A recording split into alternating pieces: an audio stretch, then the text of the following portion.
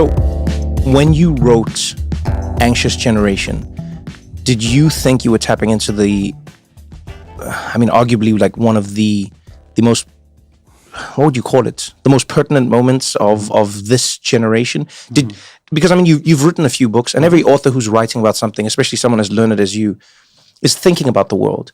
But this feels like it tapped into every single parent and everyone who's in the zeitgeist. It completely, it's still, the last I checked, it's still on the New York Times bestsellers list. It just stays there as robust as ever. The mom groups are still talking about it. Yes, yeah. What do you think it is about the topic that connected with people as much as it has? Yeah. Well, what I discovered once the book came out, and even before it came out, was that there is a desperation among mothers in particular that all over the world, family life has turned into a fight over screen time. Everyone hates it. We didn't ask for it. Wasn't like this in 2010. Of course, there are always arguments over TV.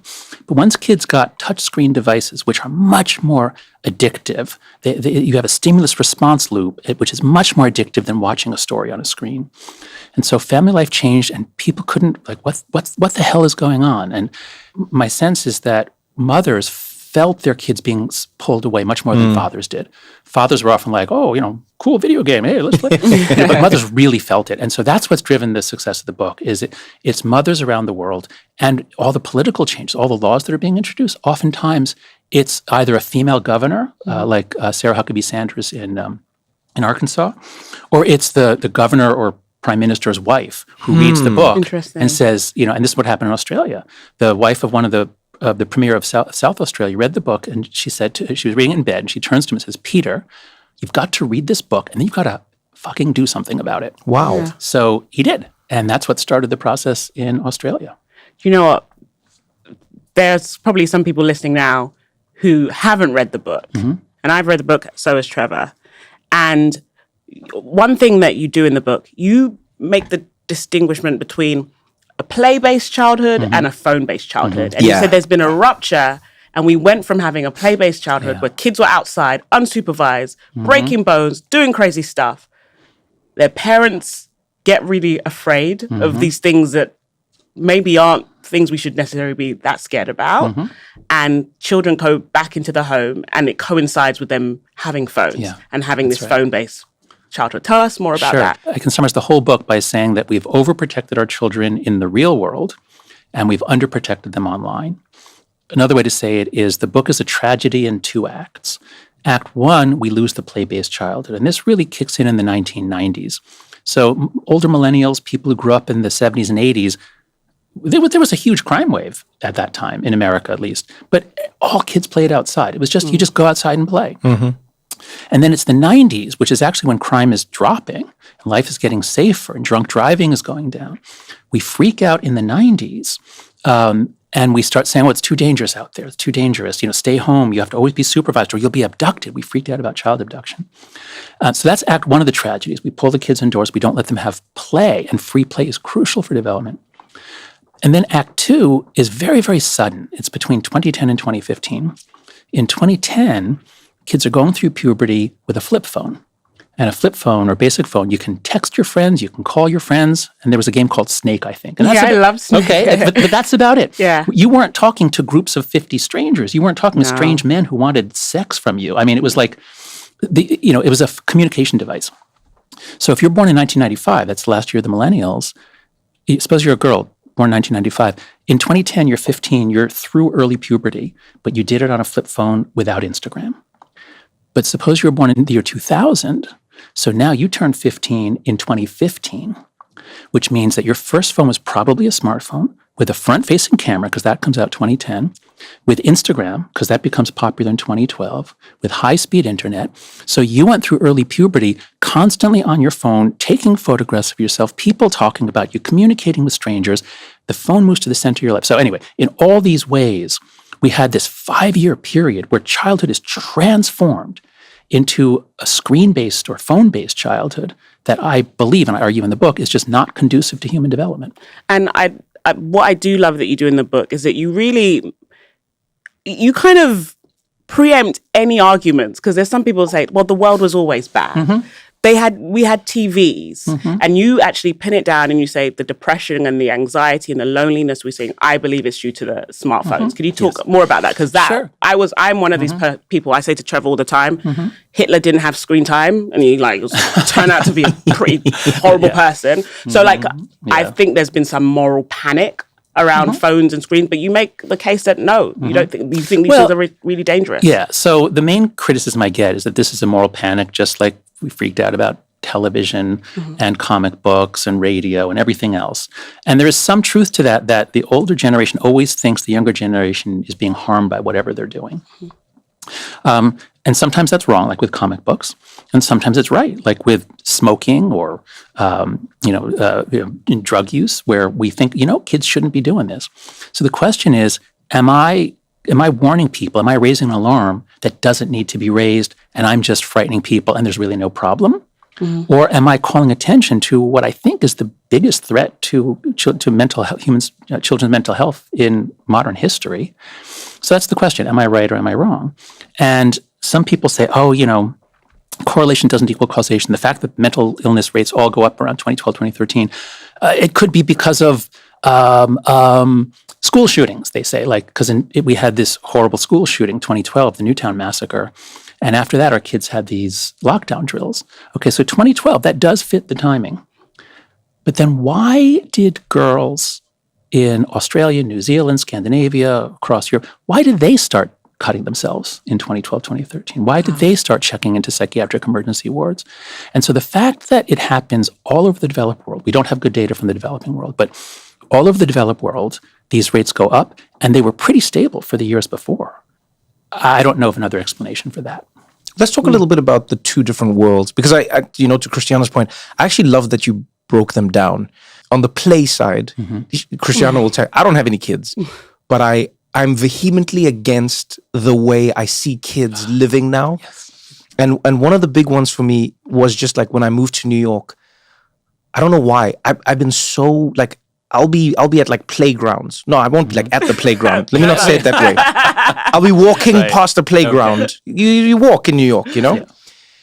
And every time I'm there, I see every parent with a kid, or every childminder with a kid, or every nanny with a kid, or every.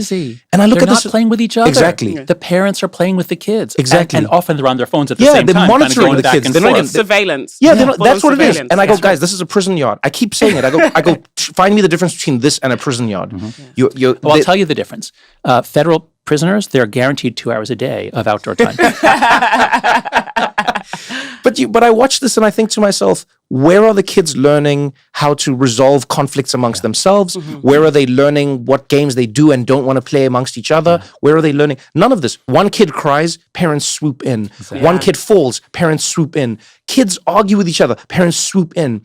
Like it's the dogs at the dog park have more freedom than the children do at a children's park. And the thing is, actually wrestle and bite each other. It really is interesting. And I see this, and then parents would say to me, "Oh, but you don't know what it's like to have a kid." And I go, "Yeah, but I remember being a kid." That's right. And those parents were kids. All of those parents had free-range childhoods. Yes. All of them got to play outside. And the most exciting, I always do this with, older audiences. Think of the most exciting things in childhood. Call them to your mind. Remember what it was like to be a kid. Were your parents there? Were you watching a screen? No, it's outdoors, running around with friends, hanging out.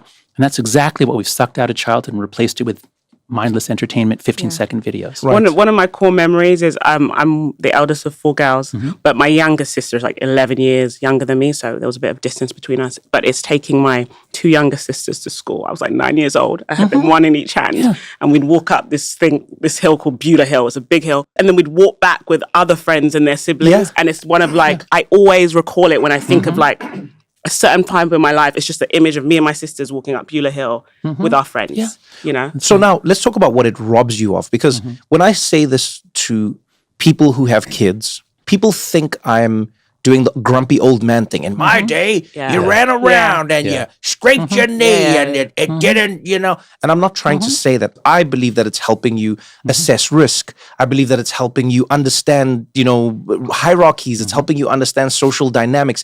It's preparing you for the world that you're going to live in, is what I always say. That's right. But you've actually done the work and you've done the research. So if a parent out there is saying to you, "Oh, Jonathan, I I don't want my kid being bullied at a playground. I don't want them being punched by someone or getting hurt. They're gonna fall off the bars and they're gonna hurt their knee. How can I allow this? What are they losing by not allowing this? Yeah. Well, let's start with the big picture, which is what is childhood for, and what is play for? And because we're mammals have this really interesting evolution of having much more investment in the child. I mean, our women literally make food off of the skin of their chest and feed it to, you know. Oh, I know. So it's a huge sacrifice. It's a huge gift to the kids.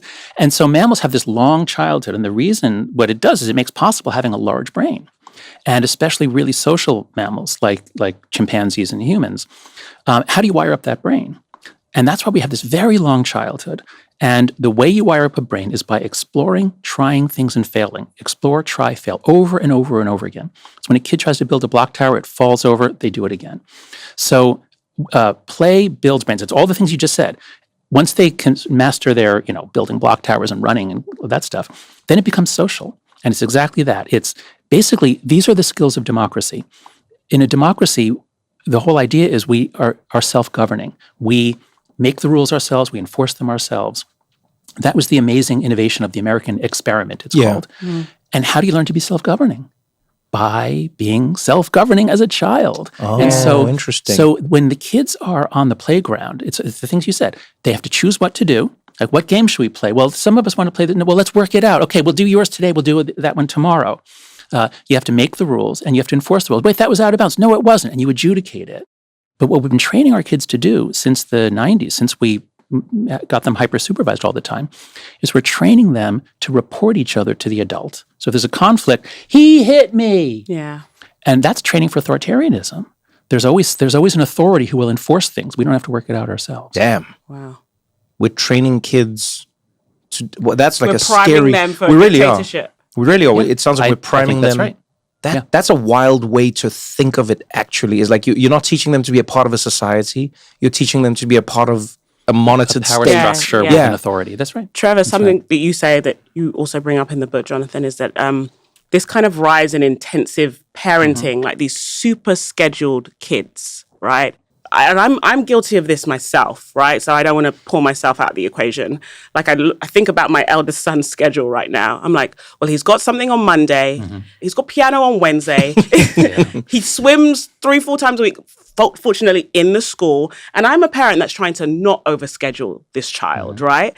And then I'm like, and then my daughter, who's like 19 months, she's got gym on one day.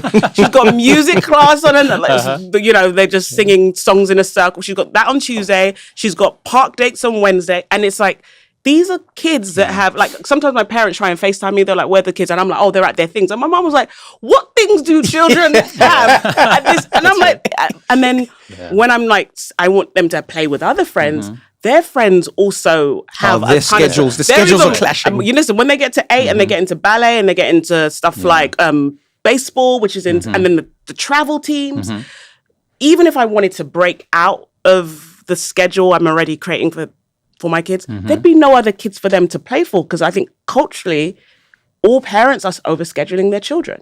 That's right. There are 2 parenting styles that have been discovered. And they used to be class differentiated, but now they're not so much. And this is unequal childhoods. I've forgotten the name of the sociologist who did this. But she found in the 90s that sort of college-educated cultures, they did what she called concerted cultivation parenting. Concerted cultivation. Yeah, like you're a little plant and I'm going to do all these things. I'm going to give you these experiences. I'm going to, make you grow. Whereas working class families had what she called natural growth parenting, which is, the kids are running around, they get into some trouble, they get out of trouble. And so there used to be that class difference. But what has been found in more recent research is that now even middle class and working class, we're all doing the concerted cultivation. And it's across racial groups as well. That's right. There's not any big race difference that I've found. That's right. Yeah. So we're basically denying children the main training they need in childhood. And that's actually how I first got into this, was noticing that the students who arrived on campus in 2014, 2015 were different than anything we'd ever seen. Well, and what were you noticing? Like, what was the difference for you? Very high rates of anxiety and depression. They filled up the mental health centers. They would sometimes be very anxious or even get upset if there was a speaker coming to campus that they didn't like. They thought this could be dangerous. And we're like, what do you mean dangerous? Like, what do you mean you need a safe space? But this was a distinct shift that you noticed. So In it wasn't like a gradual thing. It was like all of a sudden, bam. That's right. Because we thought at the time that the students coming were millennials. We thought the millennial generation starts in 1981. We'll go maybe to 2000, we thought. But it turns out that if you're born in 1996, you just, on average, of course, there's a huge difference. Yeah, right. But on average, you're more anxious. And so you come to school and now you see like someone has a very different opinion and you're like, this is dangerous. This is terrible. I don't want to engage with this person. And so that's how I first noticed it. And so it's just the things you guys are talking about. It's like if you block the kids from having these interpersonal skills, you put them into a space where they see more things as threatening, they're not going to thrive in college. In college, you need to be in discover mode. I have a whole chapter on discover mode versus defend mode. Mm-hmm. And it was a very sudden switch. Kids born in 1996 and later were more likely to be in defend mode. It's interesting that you bring that up because I've often wondered how much we devalue exposing children to, for lack of a better term, adverse events in life. Yeah. And I think to myself, like when we were at the playground, when we were kids, and like there were kids I didn't want to see. There were people you were like, oh, God forbid that kid is there on the swing. They're not going to let anyone swing. Or let them catch you swinging. They're going to start coming and swinging you and you won't be able to get off and then you're going to have to jump and you might hurt yourself and it'll be a whole thing. But what I did enjoy about it afterwards was the fact that it taught me how to navigate these situations in life, right? Because life is going to be filled with people you don't agree with, or people who are making your life adverse, or people who are. Do you get what I'm saying? Oh yeah, it just creates it creates a realistic expectation of what life is going to be, whether you like it or not. Mm-hmm. And it actually, I'm sure you've seen this. I think it was Canada, who sort of like their Surgeon General or something, who said they're going to switch it up when it comes to children. Now they are now encouraging schools and playgrounds and everything to allow kids to engage in what they call quote unquote dangerous play. Yeah. So they said they've sanitized playgrounds too much. Like even in America, for instance, there's playgrounds that have like a soft, spongy ground. Right. A lot of them have that soft. Do you know they found that that's not good for kids? Oh yeah, I'm in the crunchy pipeline. Yeah, so it's terrible. It's terrible for you. Yeah, they said because it's like falling is something that you need to learn. You need to understand the consequences of falling. Yeah, exactly. And it also, this is the part I didn't realize. I would have thought intuitively, oh yeah, it's good for a kid to fall and know that falling can hurt them. Mm-hmm. But what I didn't know was it encourages them to take risks and to think of what risk means. Exactly. Also, learn how to fall well, which is something that I had to teach my son to do. Like your hands. Brace yourself. Yeah. Yeah. So Canada was able to do this because they have a wonderful researcher, professor at the University of British Columbia named Mariana Brusoni. And I talk about her work in chapter 3 of The Anxious Generation. And she's been pushing this for a long time, that kids need risky play. Risk is a feature, not a bug, of childhood.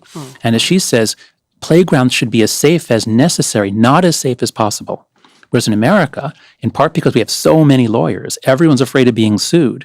And so playground guidelines will say things like, there must not be exposed roots of a tree near the playground. Oh, wow. Because the kids might trip. Which, of course, teaches them to expect no obstacles. Oh, everything should be clear and easy and safe. And then you go out into the world, and it's full of obstacles. And so that's part of the reason we think why the kids began to freak out. Those who were born in 1995, they weren't prepared for life. I often think that when I look at dating for younger generations now, and I'm often intrigued by how they'll see dating, and not all of them, but oftentimes they'll see dating as it's like a binary. How so? That failed. It was bad and it was good. Like, red flags, green, like that type of thing. And then I always say to people, I go, well, I think because dating is still interpersonal communication and it's interpersonal relationships, there are going to be bumps. Yeah. There's going to be bumps. So when people are, that's a red flag, I go like, yeah, everyone is a red flag. There are no red flags. Do you get what I'm saying? Yeah. But the red flag does not mean that you shouldn't be doing the thing. It just means that this is something that you might need to be aware of. It's the roots. And I love that you said that, because it's like, do we want kids to live in a world where there are no roots, which isn't going to be the world? Or do we want to prepare them for a world where there may be roots, and so they learn what tripping means, they learn what falling means, and they learn what getting back up means? That's right. And this is the dilemma that we're in as parents, because we love our children. We see something bad happening to them. We see kids picking on them or excluding them. We want to swoop in. And it used to be when we were out away from our home, they couldn't swoop in because they weren't there. But now either they're there or we're all connected by text or they're tracking us. And so a question that I would ask is for everybody to think about. Actually, okay, you've got 3 young kids. What is the ideal number of times that you want each of your children to be excluded socially by the time they reach 18? Is it 0? Do you hope that they're never excluded from anything and suffer the pain of exclusion? Or would you like it to happen, several times a month? Or I mean, it depends who's excluding them. Honestly, there's some people I don't want my kids around. It's like, if people don't want to hang with you because you don't want to do the things that they're doing that are perhaps not very good, I'd be like, oh, I'm doing a good job. You should probably it's a good lesson. If it's consequences of maybe somebody hitting or being mean, I would want that to be an occurrence. Do you know what I mean? But I wouldn't want it to happen all the time. One of my kids was struggling with making friends, and I remember it really. They were into parallel play for a longer time than it should be. They were struggling with cooperative play. Okay. When I'd go and pick them up, and the teacher would say, "Oh, they played alone today." It really would hurt. Like maybe it was my ego, but I was like, "Sad." I don't want them playing alone. Wait, how old were they? At the time, they just turned 3, and so like the thought of my kids being alone does scare me a bit.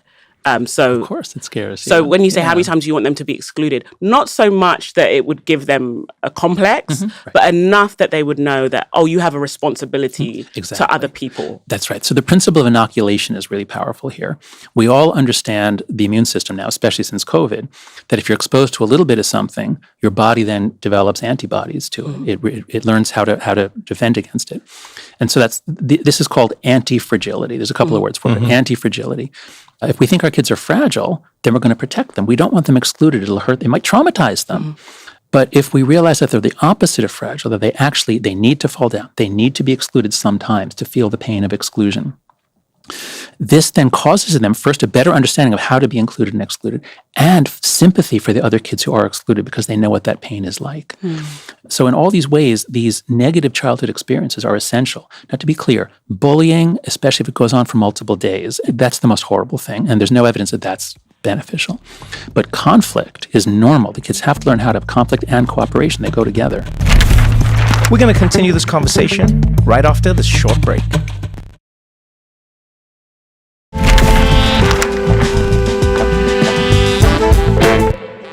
Jonathan, I want to ask, and this is maybe a controversial question, but like me and my sisters when we were kids, we used to fight.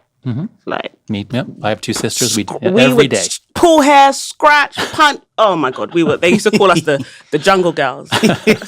Yeah, I hope these weren't white people. No, fortunately, no. It was like it was my uncles and aunties. Yeah, because otherwise you're like, man, these people are in trouble. We would have these like, what, you took my top?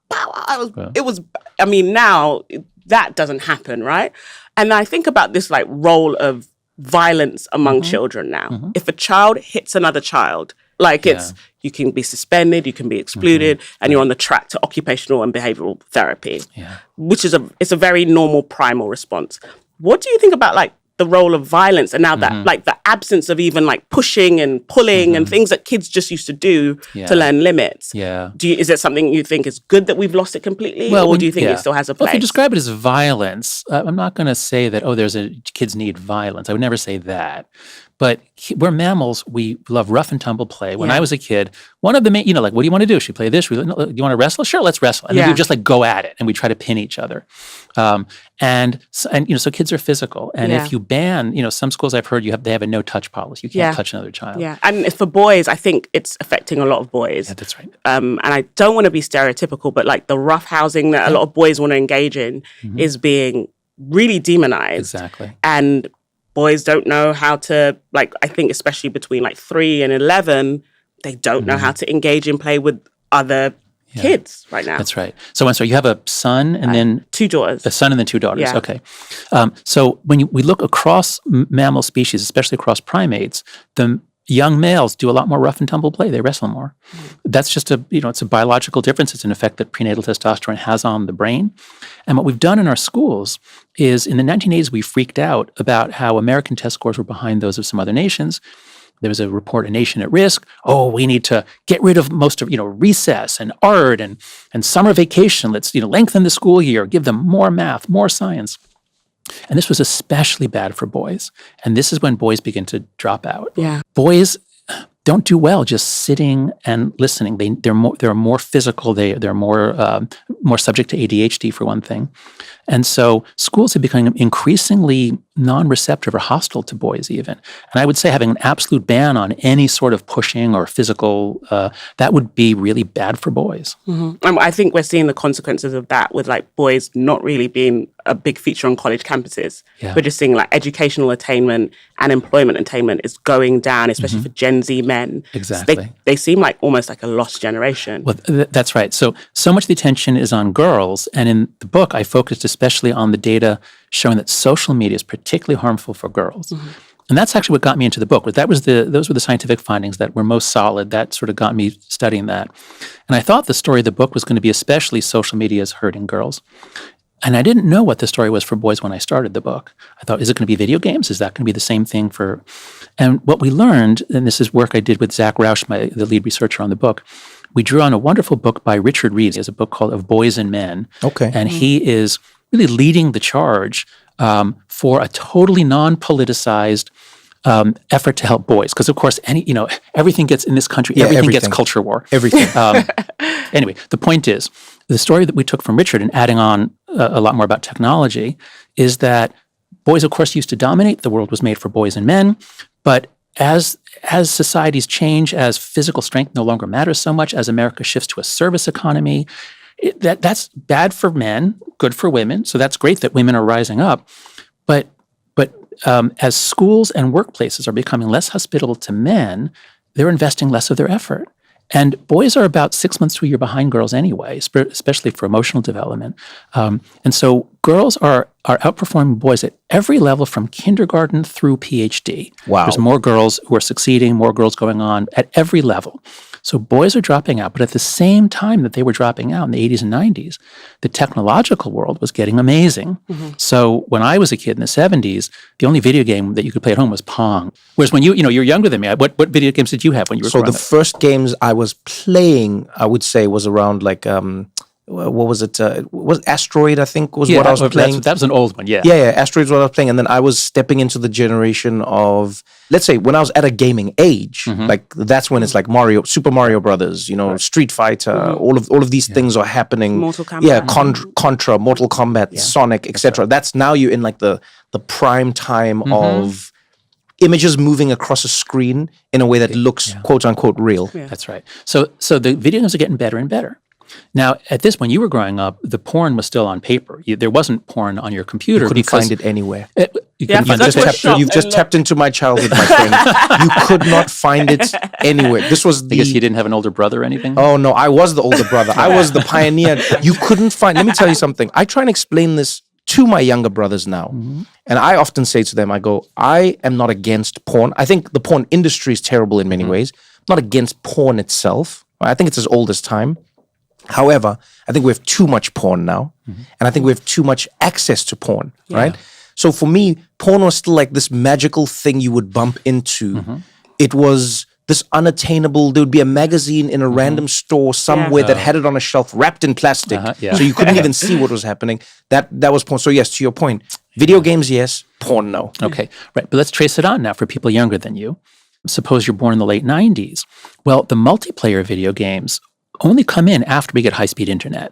So it's only the late 2000s, 2008, 2009, that you're really beginning to get these incredible multiplayer games where you're in your house with your headset and this avatar on the screen. They're amazing. And they go through many product iteration cycles to figure out what can we do, what's the point structure to keep boys on the longest? Because if we keep them on, they don't go to another platform. So, the dose makes the poison. So when you get these incredibly immersive games that are designed to keep you on, And for boys, if you after school, if you want to play with your friends, you can't go over to their house. No. You have to go home so that you can be on your headset. So the boys are having fun. They're enjoying the video games. And once you get high-speed internet, you get porn, not just pictures, but video. Anyone can go on Pornhub. There's no identification. You click a button. You click a button that says you are over 18. Which I love. I'll take your word By the for way, it. I love that you pointed out how flimsy and fake the checks and the protections are, which is a paradox to what you're saying. It's the same generation that won't let their child go down a slide that is beyond a certain degree of angle because they've deemed it unsafe and there's no roots of a tree. But then at the same time, your child can go into a world that can completely obliterate their brain and the way they see themselves if they just click a button. Yeah. That's right. The way to understand how we got into this insane situation is to trace it out from the 90s on. So when the internet came out, 1994 was when I first saw a web browser. It was miraculous. I mean, it was like God came down to us and said, "Do you want to know everything instantly? Type it in. You'll get an answer." We're like, "Are you kidding me? Yeah. This is amazing." Yeah. And so the early internet really was amazing. And your generation grew up, you were a kid when the first internet came out. And you played on it in all sorts of ways. And sure, some bad stuff happened, but your day wasn't dominated by a few companies that were experts at addicting you. Yeah, they did. Yes. So you could wander around. You saw a lot of stuff. You saw some bad stuff, but it was mostly good stuff. And it was also really slow. That's That's the other right. thing. Yes. Like a web There's page friction. loading would be like, There was friction. And then That's you're right. like, oh, forget it. That's right. And the other thing that happened in the 90s was as you get the fall of the Berlin Wall and the spread of democracy, and then you get the rise of the internet, we're all convinced that the internet is going to be the best thing ever to happen to democracy. What dictator could possibly oppose the people connected in this way? And you go all the way from, the 90s all the way through the Arab Spring, we still think that. We still think by 2011, 2012, we're still thinking, oh, the internet's amazing. It's great for democracy. And we're still thinking, I think it's good for kids. I mean, it's the future. I mean, the kids need to be on it because that's the technology. So as late as 2012, 2013, we're still all techno-optimists. And so, we kind of know that our kids, all you have to do is click a button and you can be talking to strange men. There was this, did you ever see Omegle? There was a site, it was like, their motto was, talk to strangers. Oh, wow. Yeah. And a lot of them were naked men masturbating and trying to find kids to talk to masturbate. And so a lot of, 11, 12-year-old girls remember these experiences. Damn. And the fact that we're so careful about letting our kids to a place where maybe some man will molest them, like Boy Scouts or anything else. We're so afraid, or the playground. The child molesters are not at the playground. That's too dangerous. They're all on Instagram. They're all on Snapchat. That's where you can use a fake name, find kids, get them to send you a photograph. And then once they send you a photograph, you've got them. You can now extort them. So terrible things are happening to our kids online. And, I think it's finally coming to us. The internet is actually overall a pretty risky place.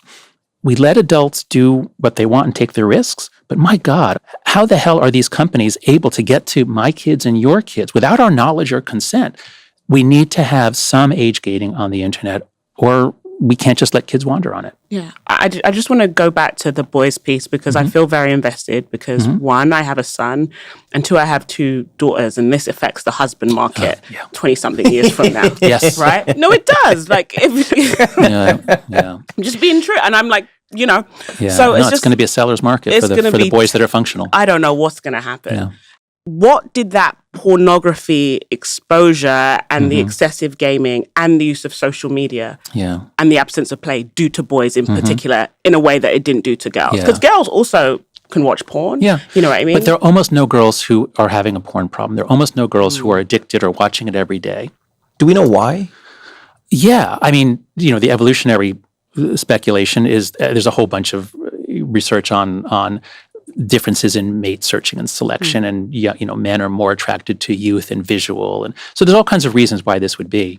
But you find this over and over again. It just the nature of male sexuality and female sexuality, whether you're gay or straight, doesn't really matter. It's male female is just different about visual stuff. In any case, the way to understand what's happening to boys, I've come to see really more since writing the book, is imagine your boy is out there in the world, and these fish hooks come down from the sky, and they've got all kinds of bait on them. So the first hook is video games. And then you're a little older, down comes incredible porn. And so, again, some boys can just enjoy it with no problem. But again, you find usually between 5 and 15% for each of these get addicted. They have a behavioral addiction. And then they get a little older, they find ways to gamble even before they're 18. And that's all set up to catch boys. You got the crypto investing, you got stock investing, all of it is gamified for boys. Oh, and you got the vaping and the marijuana pens and all of that. And so imagine a boy whose day is filled mostly with video games, porn, watching TikTok and YouTube videos, especially the very short videos. And a lot of for the boys, their feeds often have a lot of violence. They often have, funny videos of people falling out a window, like 10 stories and dying. Yeah. Or being run over by a car, things like that. And so imagine if that's what your boy does for half the day. His brain, his dopamine system, the reward motivation pathways respond by dampening down so that they require more stimulation just to be normal. Which is why if your son is playing a lot of video games and you take him away, if he becomes anxious and irritable and possibly even violent, that's a definite sign of dopamine change, that your boy's brain has been changed. Now it'll change back. But what happens if boys are doing this from the age of 5 through 18? Those might be permanent. We don't know. But there's a good reason to think that if you go through puberty with these distortions of your dopamine system, that it could well change the way you are for the rest of your life. And the way you'd see it is that everything off of the screen is more boring. So that your boy comes into class. Now, half of the school day or third of the school day is on a screen nowadays, and which is horrible. And that's a COVID thing. But what we're finding is that kids are having a lot of trouble paying attention to anything that's not on a screen. And it's because their brains have been gamified and the dopamine circuits have been changed. I think of, personal anecdotes. I played video games my whole life. And our version of multiplayer used to be you'd have to be at somebody's house when there was split screen. Next to each other. Yeah. But it's social. You were having it was fun so much together. fun. Yeah. That's right. And it was split screen fine. and you hung out together and you literally were in the same room and they would find a way to put you all on that. I think Mario Kart still does it. Like Nintendo, in my opinion, might be the healthiest gaming company out there.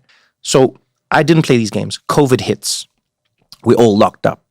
And then a few friends of mine said, hey, we play this game, Call of Duty, Warzone. I was like, I haven't played Call of Duty in years. I'm not really a big first-person shooter guy, whatever. I got on. Let me tell you something. Even say now to like my friends, because I've made friends from around the world because of this game.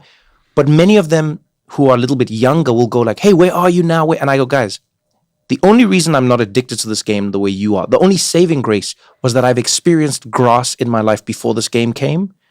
But I don't understand how anyone would not be fully addicted to this. Yeah, that's right. Because I come from a hybrid childhood. Half my childhood is swing, seesaw, jungle outdoor gym, adventure. merry-go-round. That in my brain is still like a lot of fun. Even when I walk past playgrounds now, which I don't stare for too long. You want to spin? I just look. I actually think it's terrible that adults can't just go and swing on things. I'm just going to put it out there. But anyway, I still look at that with like, oh man, that's a fun place.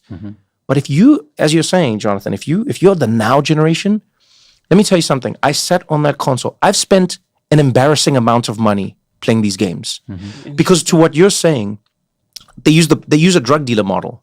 Brilliant. First and foremost, the game's free now. They never used to do that. In my day, you had to pay for the game. So you just download the game? No, game's free. Go. Fortnite, free. Go take it. Oh, Warzone, free. All of it. Take it. Take the game. Play it.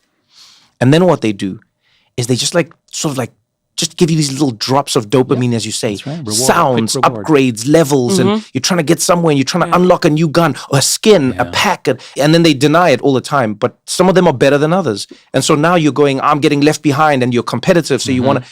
And the amount of time and money that young boys will spend in this world, where now, to your point, your whole community exists. Yeah, that's right. If you're not in that world, you don't have a community now. Yeah. But now if you get left behind in that world, you also don't have a community. Yeah. So now you have to pay to stay a part of your community. And so now there's kids who I can only imagine are raiding their parents' credit cards or like finding ways to get money because the game perpetually wants from you. And if you talk to game companies now, they'll say, oh no, but it's free to play. And it's like, yeah, that's the same thing. Just give us your soul. Exactly. But Jonathan, you say something in the book about the importance of communities that have a cost to join and a cost to leave and are also embodied. So you need to physically be there. And these video games are the opposite of that because it's free to it's free to join. Free to join, free to leave. Free to leave and it's not embodied. And those things are really, really terrible for like a growing and emerging. Yeah, so what does that do? So let's say you're a parent of boys listening to this right now, or you may be one of those boys. Tell us why it's so bad. Because I in COVID, for instance, I loved it. And then now, because it's not in my life in the same way, like literally, I think this morning, a friend sent me a link, one of the crew, and he was like, oh, they're bringing back Verdansk. Are you coming? And I was like, we'll see. I don't know. But for somebody who's really in it and they go, no, Jonathan, this is my community, my life. I have fun. I enjoy myself. I see nothing wrong. What is the wrong that we may not be seeing? So girls really thrive if they have a couple of close friends. They tend to get together in small groups and talk. Boys tend to choose larger groups, and then they'll break up into teams to do sports or competition. That's what kids do when they can do what they want. And with the girls, what happened was once they all got onto Instagram, now it's not just you and a couple of friends. Now you're communicating with so many more people. And we thought maybe 10, 15 years ago, well, maybe this is good. They're super connected. But it turns out that if you're having hundreds and hundreds of communications each day with lots of people, then there's no time for you to have those close friendships. And so for the girls, social media seems to connect them virtually, but at the cost of connecting them in real life. And so the girls got lonely, even though social media is supposed to be so, it's supposed to help you find community. But the girls get lonelier once they get on it. With boys, the video games are better than social media in that at least it's synchronous. That is, if my son, we finally let him have Fortnite when COVID started, and I'm very glad we did because that was the only way that the boys were getting together. Yeah. And I would hear him laughing his head off he had his headphones on. So at least for the boys, what they're doing is at least synchronous, and so that's good. And they're laughing, which is good. But what we're seeing now is that there's really something special about being together in person. A lot of us, we've seen this since COVID. Now we do a Zoom, like what we're doing now. Like I've done a lot of intervies on Zoom. Like this is so much more fun to be sitting across the table. That's what we talk about. That's why we did this, because we go like, we haven't been able to quantify it, right? And I know people will be like, oh, but we can do it over Zoom and it's efficient. And I think this is what I think people have missed. And I know I was guilty of it at some point as well. Yes, it is more efficient. It is way more efficient to have a meeting over Zoom or to run your whole business day from Zoom. It is more efficient. However, there's something we forget. Life is not only about efficiency. That's right. Life is not only about getting from point A to point B as quickly as possible. Life is about sharing connections with other human beings, sharing a vibrancy, sharing a resonance, sharing a frequency. It's literally about that. And people don't realize this. And I'm sure you've experienced it. Think of all the Zoom meetings you've had. And think of how little connection you share with the people, right? There's very little fluff. And I think we forget, and I've often said this, look, I think most office work is fake. And it's fine. I don't care about that. I think it's good that it's fake because I think people just need to come together and have a purpose. But the thing that makes the meeting is, yes, there's a little bit of work, but it's more just about these people coming together, looking into each other's eyes, which I think helps us as people. And we see micro expressions and we regulate each other and we laugh together and we get sad together and then we think together. And that collectiveness of people, I think we lose. And so if you're right, if we were having this conversation over Zoom, you give us information, but you give us no feeling. And we give you no feeling and we don't, and I think we have it's almost impossible to quantify it. But I love that you said that. My brain is going really fast here because I'm making a connection. I wish I had this in the book. In my book, The Righteous Mind, I cover the work of Michael Tomasello on joint attention. And Tomasello did this amazing work with children and chimpanzees.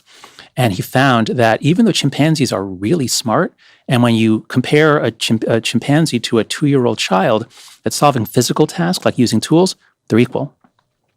But when you have a social task about like the experimenter gives you a signal like open, like look at that cup, it's there. The reward is under that cup, not that one. The monkeys have no clue. The apes have no clue. They don't take signals, whereas the kids are communicating even before they can speak. They understand what is being communicated. And he points out, and I think this is really important here, he points out that we have this ability to do joint attention, which is where, like right now, we are all totally aware that we are doing a podcast together. Yes. And we all kind of know we're dividing the labor and we're taking turns. Yes. All of that is happening. So Tomasello says, it is inconceivable that you would ever see two chimps carrying a log together. So they could easily escape from their enclosure if they could pick up the log and go. Wow. And they're brilliant as individuals, but they can't do things together. So we humans, we have this magical ability. And you know this, if you traveled a lot, sometimes you're in a country where you don't speak the language, but you can still kind of you can still kind of communicate because we all understand, oh yeah, I think he probably is trying to find the bathroom or whatever. Yeah. So we have this joint attention. And it just occurred to me now as you were talking about Zoom, that kills that. Like you don't, I mean, you don't, at least you don't have it as much. And then to bring it back to the kids, my son was laughing his head off, but he wasn't in the room with anyone else. And so I think there's really something missing. You don't have the joint attention, and the shared laughter is not as good if you're not in the room.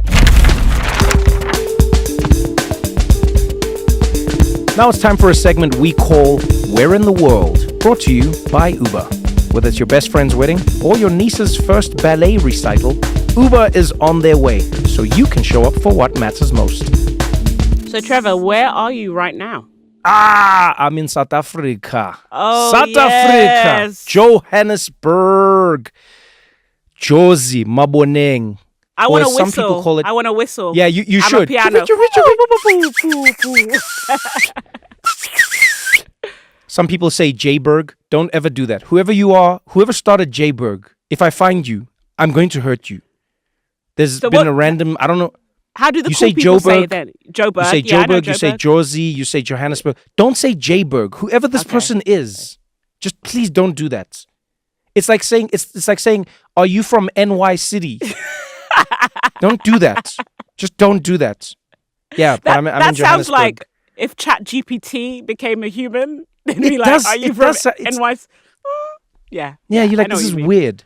Yeah, but it's been good. I've been with my people, eating my food.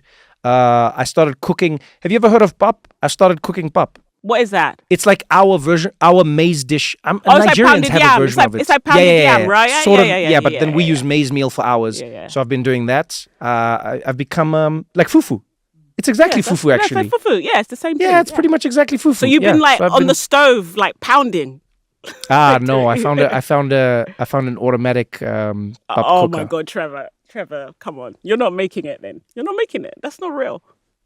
Wow. No, that's not real. How quickly we went from joy to judgment. No, you need to make it the way the grandmothers made it. Outside, the real deal.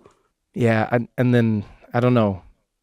I mean, you're right, but I don't know. I don't have the forearm strength that my grandmother had. You have to have like a specific technique when you're making any type of maize-related... I know what you mean. You know what, I'll try. I feel like you've guilted me enough, and now I'll try. In fact, right after this, I'm going to try. Well, that was today's Where in the World, brought to you by Uber. Whether it's your best friend's wedding or your niece's first ballet recital, Uber is on their way, so you can show up for what matters most. Uber, on our way. Can I tell you the most fun we had during COVID was, like everyone was in the bubble phase. Mm-hmm. The most fun we had, and this I stole from my younger days, was there used to be what they called internet cafes when I was growing up. Mm-hmm. And these were little stores that had a bunch of computers connected to the internet because you couldn't get internet at home. Mm-hmm. And what would happen is people would host gaming tournaments there. Mm-hmm. And that I found was the perfect hybrid, right? So, but what I did for the COVID thing was, because we were already in a bubble. It was me and my bubble people. Okay. We put all our PlayStations in the same room, and we connected them up. Let me tell you something. All that laughter, you thought you were laughing before. Yeah. And I will encourage any parent who has kids who play these games, like, don't kill the thing. Don't try and find the hybrid. I know it's going to be work. I know it's going to be a mission.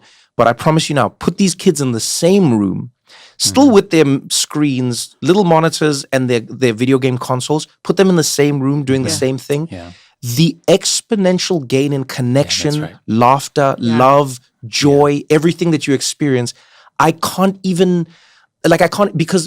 this is what I realized it does, is it reminds you that the connection is not coming from the game, it's coming from the people you are playing the game with. Yeah. That's right. The game should be a sort of a thing that brings you together in person. That's what I felt. Yeah. Every time I took off the headset and I turned off the console, there was a deep sadness I felt, because I was like, my community's gone, because they were during COVID. Mm-hmm. But when I had the bubble and we did that, it was like over the Christmas period, You turned off the console, and now you went and still- sat on the you couch still- you still together. had your people. And now we Yeah. laughed and we talked, and it reminded me that no, the community was the thing. Yeah. The game was just something we did together. Oh, good. So let's bring in Bob Putnam here because I listened to your conversation with Yeah, him. yeah, you're right. That was so good. I mean, he's absolutely He's amazing. phenomenal. Yeah, Brilliant. thank you. And Yeah. so for everybody listening, he wrote the famous book Bowling Alone. And so, and we social scientists, we all love his work. We've been citing him for, certainly for 25 years. His work is really important here because, Putnam describes how up through the mid-70s, America had a lot of social capital, a lot of trust. So even though there's a lot of crime, we all played outside. Yeah. And, we all knew, like, if I wipe out on my bicycle and I'm badly hurt, my friend could knock on any door and say, can you call his mom? Yeah. But after the 70s, it begins declining our trust in each other. And so the reason we don't let our kids out in the 90s is not because the world's getting more dangerous, it's actually getting safer. It's because we're losing trust in our neighbors, we're losing the sense of community. Yeah. And once we lose the sense of community, the sense that all of us are at least a little bit responsible for other people's kids, now it's like, as we joked about, like, you say, I walked by a playground. Like, oh, no, you're a man. You can't go near a playground. You're going to molest a child. Yes. Yeah. So as we all freaked out about that, and it's not that there was nothing to freak out about, but boy, did we overdo it by saying, like, let's just not get involved in anyone else's child. Now it falls all on the mother. Now the Yeah. responsibility true. falls especially on the mother. And if a kid is seen playing outside without supervision, all the blame goes to the mother. How dare you? How he could be abducted. There was a recent case where a woman sent her child to get milk or Yes, something, yeah. and I think someone She called was the- arrested. They Yeah, she was arrested arrested. her, Put in jail. That's which right. is insane. The to boy was me. 10. Yeah. And she didn't even send him. The boy was 10, and he decided to walk, a little bit Yeah. to a store. and Which is a someone credit to her, by the Yes, way. That a 10-year-old's exactly. like, oh, I'm going to go to Yeah. a store. Yeah, that's right. So a lot of the fear in America is not just of abduction. Some people are afraid of abduction, which is almost unheard of in this country. But others of us are afraid that a neighbor will call the police on Yeah, us. you're afraid and so of it's social safer. services. It's Yeah. safer. That's You right. see- That's right. But it's funny you say this.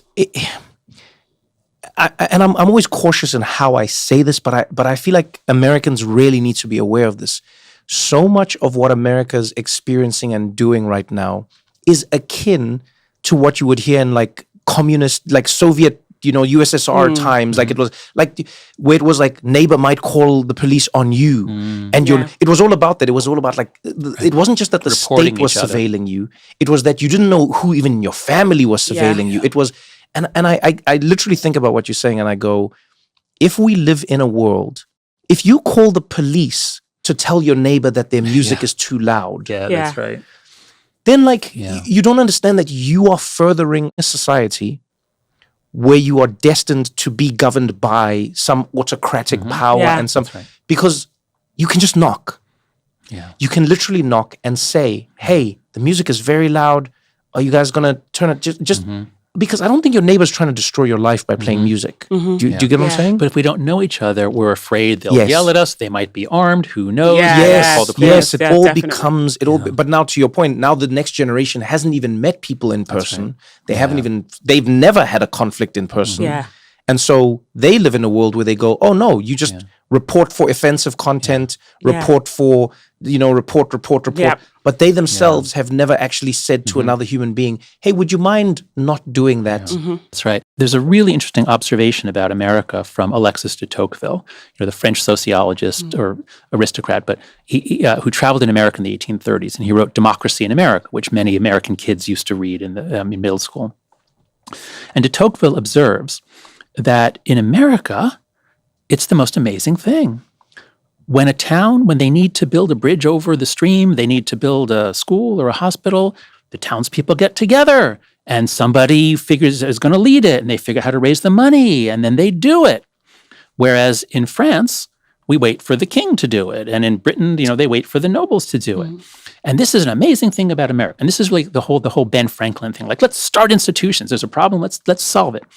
And this is part of what made America amazing and special and different is that we had such a vast country and such a weak central government that you couldn't really count on government. So that was part of the American character. But now we're blocking children from developing that. We're blocking children from having the ability to say, hey, we've got a problem. Let's figure out how to solve it. Let's just call in the authorities. So once again, we're preparing our kids for authoritarianism, not for democracy. Yeah. I wanted to talk more about girls. Yep, let's go back to that. And the thing that really leapt out to me, and I knew this intuitively because I think social media has destroyed millennial women's sense of self-esteem, and the reason a lot of us are getting certain surgeries and Botox and it because we're like on our feeds, we're like, oh, I feel like I look bad. Let me fix it. We have the disposable income to fix it. I want to talk a lot about the self-harm that we're seeing about with girls and their exposure to certain images on social media, which is affecting their body image. Right. And you mentioned another thing about role models, basically like what we are telling girls to look to via Instagram, etc. Can you talk more about that? Because I was really struck by it. Yeah. So for girls, the central harm, the most important harm, comes through social media.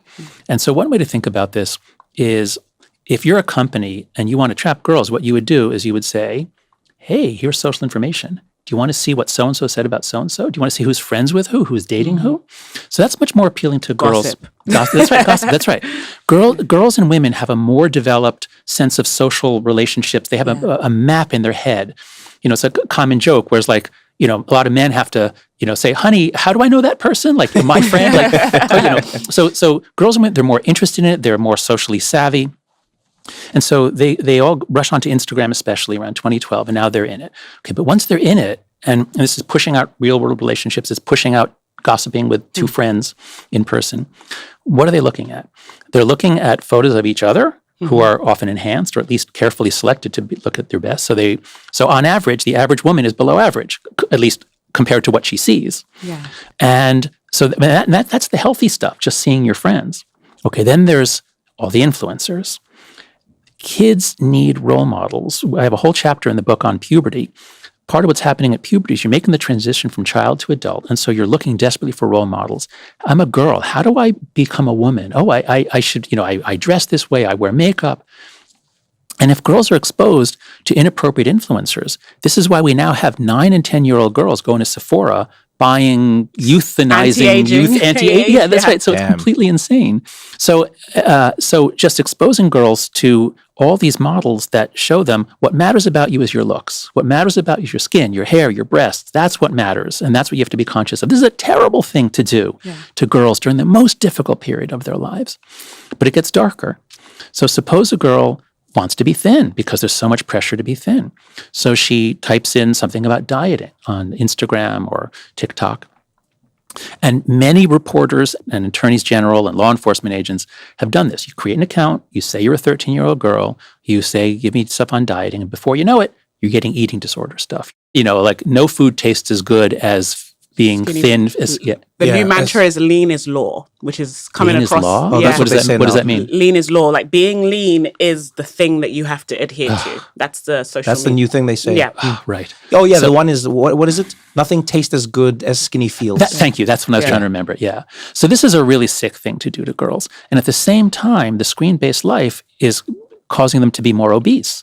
So we have a whole generation that I think the average is 12 minutes of vigorous exercise a day and 8 to 10 hours of screen time a day, not including school. The phone-based childhood is making them heavier while at the same time telling the girls you have to be thinner, which is almost impossible to do. The other thing that is important about girls is that they're more emotionally connected. They're more emotionally savvy.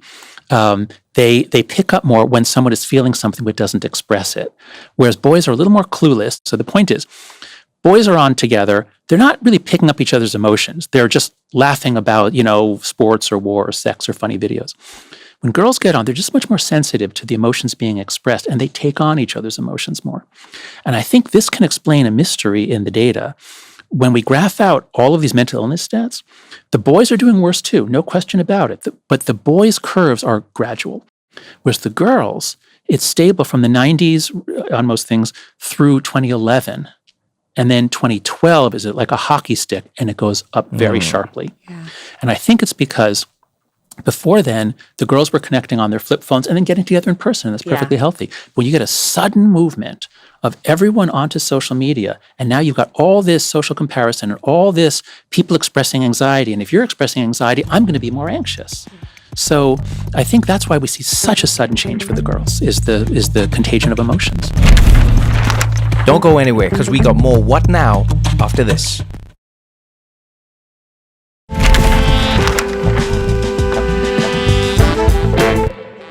The mums and dad listening to this at home, they're panicking now. They're looking at their kid. They're like, I've ruined this kid. The boy's never going to get a job and the girl's going to have an eating disorder. What can they do? Like, what are the protective measures? Yes. Thank you for pulling me back from the doom and gloom, because I can go on forever. Oh, no, I like doom and gloom, but, you know. Okay. So let's hope that nobody tuned out before this point of the conversation. So here's what I can say with some confidence. The brain is still pretty plastic until the early 20s. Okay. In puberty, so the brain is changing very rapidly in the first couple of years, and it's growing very rapidly. But then it reaches full size, almost full size, by about age 6. And after that, the game is not growth. The game is like which neurons are going to wire up to which neurons are going to disappear. And so they're tuning up with cultural input. And so, and it especially speeds up in early puberty. I want everybody to really focus on early puberty.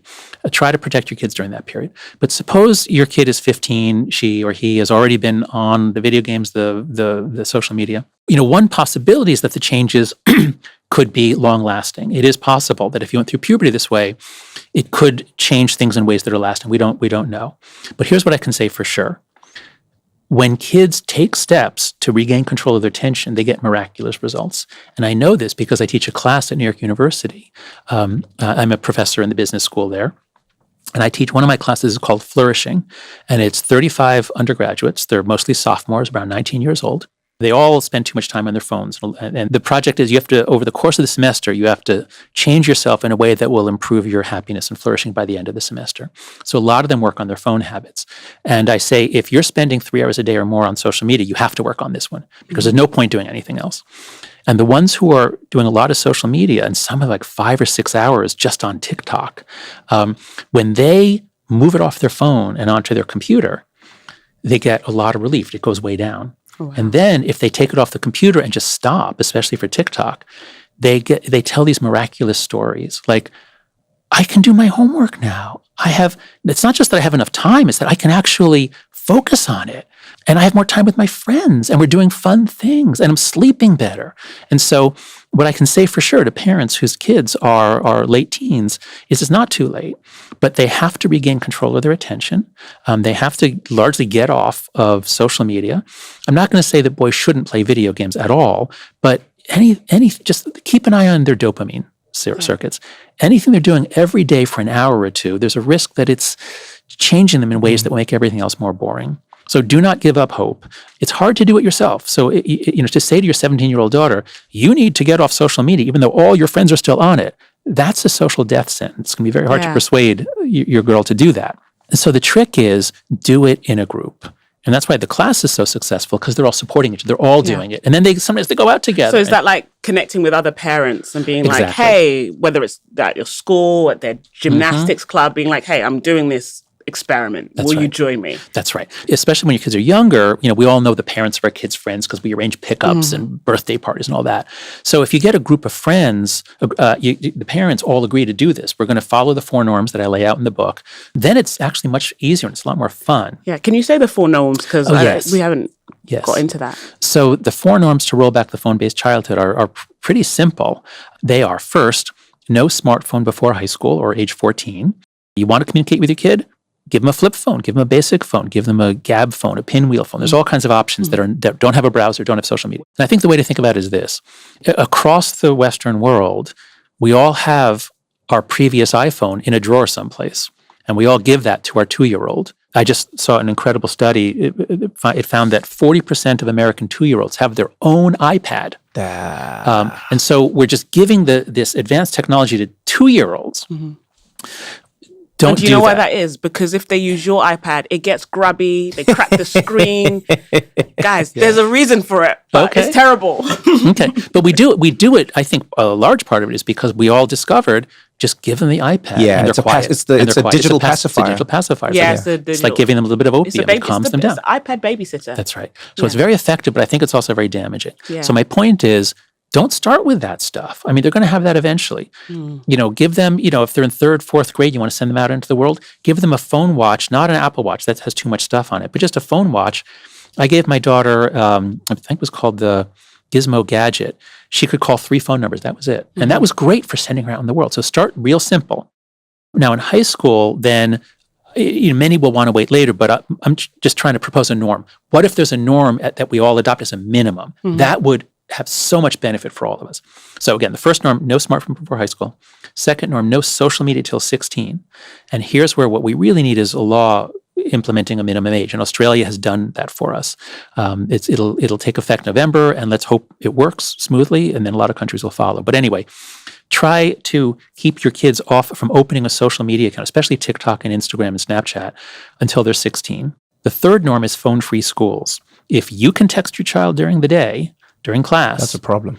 that means that all the kids are texting each other and everyone has to check, because nobody wants to be the one kid at lunch who didn't know about the thing that happened in third period. So phone schools must take the phone in the morning, put it in a locker or a locked pouch, a yonder pouch, or just a manila envelope in the front of homeroom or by the teacher's desk. But take the phones away in the morning, and phone watches and AirPods, everything. Give it back when they leave. And that way, they pay attention to the teacher and the other kids. That's what we want. The fourth norm is the hardest, and we've already been talking about it. The fourth norm is far more free play, independence, and responsibility in the real world. Because the point here isn't just, let's take away the screens. The point is, let's give them back an amazing childhood. They need fun. They need interaction. They need to wrestle, put their arms around each other, laugh together, eat together. So we've got to give them back more time together.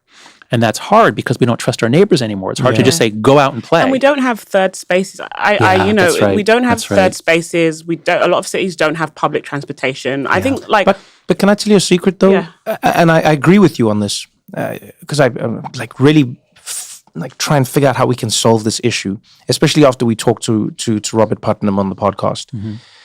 I think the truth is that we think we don't have the third spaces, but it's just because we've made every space a private space. Like, I was just thinking this walking around parts of Brooklyn the other day. I've noticed a dip in how many block parties there are. Yeah. Just that was a simple event where you closed the streets. Yeah. You agreed, neighbor at the end. We all agree on Saturdays we are going to close our block, and everyone's going to just open their door and walk out, and the kids can kick a ball and can That hit is a so ball. great for and I've seen a everyone. few parts of New York where they do it now. This is in Manhattan, by the way, Chelsea, somewhere there. Okay. I remember driving one day and I was irritated because I was in the car, I was trying to get to an airport and the road was closed. But I loved the fact that I saw someone hitting a baseball, and then people running. The whole street was just closed. And I was like, oh, we've been tricked into thinking the thing that's right outside our door is not a third space. No, but that's not a third space. Why That's is it a not? home. Third spaces are actual. I'm talking about parks, Yes, libraries. yes. No. They have decimated them. I'm That's with right. you. Yeah. And I'm telling you that when I grew up, they didn't exist. Okay. Black kids couldn't go to a library. Oh yeah, you grew up. There was no park. Yeah. There was no during apartheid. None of this exists. Yes, that's but I true. have the full childhood that you're talking about. Okay. Right. Because the third space I was get the it. street. The street. Okay, That's right. I get what you If mean. your grandmother But told you travel around the world. Sometimes you don't see girls, but you always see boys playing in the street. Yes, Yeah. the third space is the street. Yeah, that's right. So you tell the kids, we go need out. to get rid of these SUVs. I would let my son play in the street if Americans didn't have these huge Exactly. ass cars. And I'm you if see- he runs in front of the car. Yes, but that's what I mean by Yeah. close the streets. Yeah. So I would love to live in a society where we go. We used to do this on, I wish I could take you to the picture in my brain. We as the kids ran the streets as if we were adults. So we would close the street with You bricks. take the responsibility. Yeah, we would take bricks and we Yeah. would put them at the beginning of each road and close each road. Yeah. And then when a car would need to turn into the street, because this is like a road, Right. it's not a public, I'm not talking about main roads. So if you're Yeah. listening Right, to you had this, no permission I'm to not do talking this. about the This highway. was just an informal thing you Yes, did. I'm not talking about a highway. I'm not talking about a main road. I'm talking about In your neighborhood. Yeah, your on the neighborhood. side, It was a township, but it was still a neighborhood. We'd put bricks there. A car would need to turn. There would be kids stationed at every corner, and you'd shout, "Koloi!" Car. Okay. And then you'd run there together. You'd move the bricks. let 'em Everyone would through. clear the road. Yeah. The car would Yeah. drive either through where it needs to go to, or it would stop at the house that it's stopping at.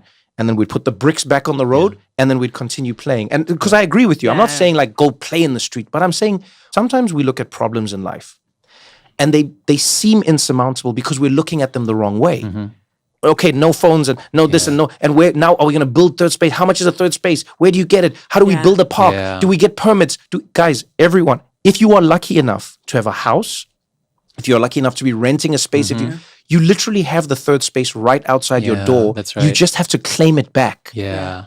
You literally just have to claim it back collectively. Yeah. I think that's really good, because what you're saying is we have to be much more deliberate about this. My parents grew up in New York City. It was very similar. They'd play stickball in the street, and if a car's coming, you step back. Exactly.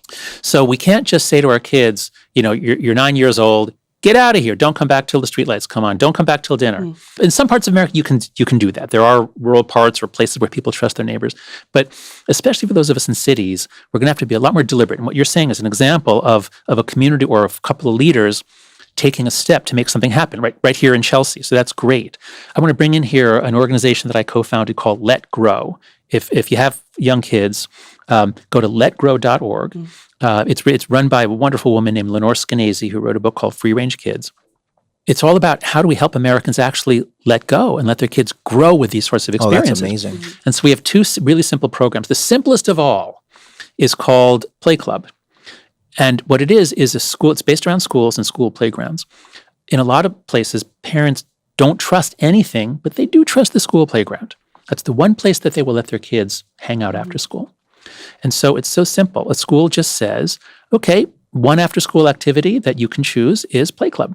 And so let's say your eldest son, you sign him up for Fridays, let's say. So he's part of Play Club on Friday, along with 10 or 20 other kids who are always there on Friday. And there's an adult nearby. There is an adult around if someone gets hurt, but there's nobody blowing a whistle. There's nobody supervising. There's nobody directing. And so you were talking about your kid, your 1 year-old being overscheduled. Yes, Luna's a diva. She's got a lot going on. Okay. But when she starts school, especially say kindergarten, first grade, they love running around on the playground. Yeah. So Play Club is so simple. It doesn't cost anything. Okay, you need to have like one staff person stay after, but the results are so amazing. Teachers often volunteer to do it because it's so wonderful to watch. Cool. So just using the local school playground. Now, some schools in New York City, I talked with a principal up in the Bronx. He said there is no outdoor space. So there are. It's not that. Well, that's a lot of New York City in general. Even the fancy schools, by the way. They usually have a little fenced in. They have some. They'll have some. Yeah. But I'm saying like a lot of them, you'll be shocked at how there's. It's just like it's the city. It's the curse of a city. Yeah. But we have to be intentional and clever. We've got to find spaces for our kids to play without adults directing them, and it's going to be tricky, but we can do it. And this is an enormous need. I teach in a business school, and I've really come to see, entrepreneurs are not saying, "How can I get rich, rich, rich?" They're saying, Where's something that needs doing? Where's there a market for something? Where's there a desire? One of the biggest desires in the world is parents who want to give their kids a better childhood, but they don't know where to do it. There's no third space. So in Britain, there's a company, I think it's called The Den, and they have these. I suppose it's I don't know if it's for profit or nonprofit. I should look that up. But it's a place that teens can hang out. And there are games, and there's food, and there are adults around. We used to call that a youth club. Do you remember? Okay, I don't know fine. if you had that, or these but youth those have clubs been cut back a lot. Yeah, they've been cut back. Yeah, you can just go and hang with friends. I think we have to really double down on that. Community is not going to happen naturally the way it used to, and we have to be more deliberate. Some of the ideas you had made me vibrate a little. Vibrate? Which ideas made you vibrate? I'm realizing that a lot of the things I critique other parents for, I have myself, it's just projection. And I really need to surrender and be less fearful and anxious about my children in the world, fear of them having an accident or something happening to them. Because when you're talking about that unsupervised play, I'm like, oh my God, this kid is going to swing off something, and then that's what we all think as parents. And then I'm like, well, okay, if he does swing off something and they do break their arm, and you always, because I think a lot of parents are catastrophizing. Yes, because we are in this world of my father and his brothers survived a civil war, the Biafra War. They had far more danger and risk than I can ever imagine, and I'm afraid to let my 5-year-old play with his Legos alone because I'm worried I'm worried the 19-month-old is going to swallow it. And, I'm like, and so I think that because my world is our worlds are really so safe and sanitized. Yeah, they really are. We don't have that sense of proportion. Yeah. And then because of that, I'm afraid of a thing that's really basic. And I think I've got a therapy for you. Okay. So this is our second program at Let Grow. Again, it's so simple. It's called the Let Grow experience. Okay. Here's all it is. It's made for schools, but you can do it by yourself at home. So imagine you've got an elementary school, and imagine that you say all the third graders are going to do the Let Grow experience. You give them a piece of paper with instructions. They take it home. It says, work with your parents to pick something that you think you can do by yourself that you've never done before. You're going to do it with your parents' permission, but without your parents. And we give them some examples, like maybe you think that you have a dog and you've never walked it by yourself. You know, you're 8 years old. You've never been like around the block with the dog. But Mama, I think I can do that. It's so funny. You said that thing about the dog, and I was like, right, great. I'll let you do it, but I'll put an air tag in your shoe. Right, yeah. Right. Okay, you know what? Look, if it takes that to let you do it, start that way. Or just make breakfast for the family. Yeah. Because one of the things that happened around 2011 is teenagers began much more likely to agree with the statement, my life feels useless. Oh my God. Our kids they feel useless. All they do is consume content. They don't do anything. Yeah. And so the Let Grow experience is do something new, useful. And two amazing things happen. The first is, let's say you send your kid out, there's a store 3 blocks away, your 8 or 9 year old can go get a quart of milk and come back. The first thing is they are jumping up and down when they return. They are so excited. They did something, and the key is that it's a little scary at first because they've never done it before. But that's how we get over our fears. You get over your fears by experiencing a stimulus. Nothing bad happens, and then the next time you have less fear. So the kids are changed, and the kids have a sense of competence and capability. But the unexpected effect, or maybe actually this was planned by Lenore and others who invented it, is the parents' fear goes down. Mm-hmm. Because like the first time my wife and I, the first time we let our son walk to school, I tell this story in the book, we only let our son walk to school in 4th grade when he was 9 because we were friends with Lenore Skenazy. No kids were walking to school at 9, even at 10, even 5th grade. It starts in New York City. It starts more at 6th grade. But we were a little early on it. But the first time we did it was terrifying. Yeah. And we tracked him. We gave him my old iPhone because we didn't know any better, and we tracked him. And we were like, "Oh my God, is he going to make it?" And we're watching it. Wait, he's at 7th Avenue, but that's a really complicated intersection. Is he going to make it? Is he going to make it? Like, we were really nervous. Yeah. And even though I know all this stuff, but this, I'm a parent. Like, this is what we feel. And so then the second day, we were just a little nervous. Mm-hmm. And the third day, not at all. And that was it. We never tracked him again. Yeah. So the Let Grow experience, so if you do it in a school, imagine all the 3rd graders in a town are doing this. So beginning of September, you see a whole bunch of 8-year-olds walking to the store. And maybe they're together and laughing, or maybe they're alone. And once you see a lot of it, you realize like, oh, okay, I guess 8-year-olds walk to stores now. Nobody's seen that since 1992. Yeah. But if you do it as a community, suddenly you change the norms in the community. I love that you're saying that, because I was thinking about how can I do it with my friends, like the people who are in my community. But it's like a collaboration between not just the parents, but schools. It's the shopkeeper. It's saying, by the way, there's going to be some 8-year-olds coming in. They may steal, but they're going to buy some stuff. No, the 8-year-olds are not going to steal. But what I think shoplifting is a good experience to have, and to be caught. I think being caught is being good. caught. Yeah. I think that being caught, and then you learn it's punitive, and then you don't eventually steal a car one day. Right. But like whatever it is, you tell the shopkeeper there's going to be some kids coming in. Like it just requires you to speak to different stakeholders. That's right. We have to be more deliberate, and so that's a good point. I was emphasizing you can do it yourself as one family. It's better if you do it with a few families. It's best if you do it by the whole school. However you do it, I had thought before, and I sometimes say, you might even go talk to the chief of police and say, what do you think about this? We want to do this. Do you think this is okay? Because if you warn the police ahead of time, and they're probably going to be supportive, if you talk to them ahead of time, then there's not much risk. If some nosy neighbor calls the police, they're going to say, it's okay, we know about this.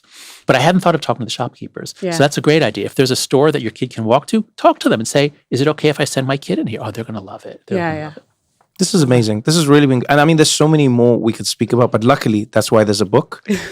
And I really encourage everyone to read it, because I think if you don't have kids, I think it still applies to you as somebody who does have a phone, who might struggle with community, who might have anxiety, who might not even realize how much these latent effects have affected them. If I could just say, first, if you don't have kids, there's a whole chapter in the book on spiritual degradation. Yeah. All of us are feeling it. It's affecting us all. So the book, I hope, does speak to all ages. Yeah. So there is a movement brewing around the world. I love it. Parents are sick and tired of this. They are revolting. Gen Z is sick and tired of it. They see what's happening. They are revolting. So even though this problem seemed insurmountable a year ago, what we're finding is the will to solve it is so widespread that people are coordinating, people are acting together. So if we act together, I think we can beat this. I think we can restore a fun, exciting, play-based childhood in time for your kids. Oh, amazing. And the husbands. Jonathan Haidt, thank you so much. Thank you, My Jonathan. pleasure. Great to see you both.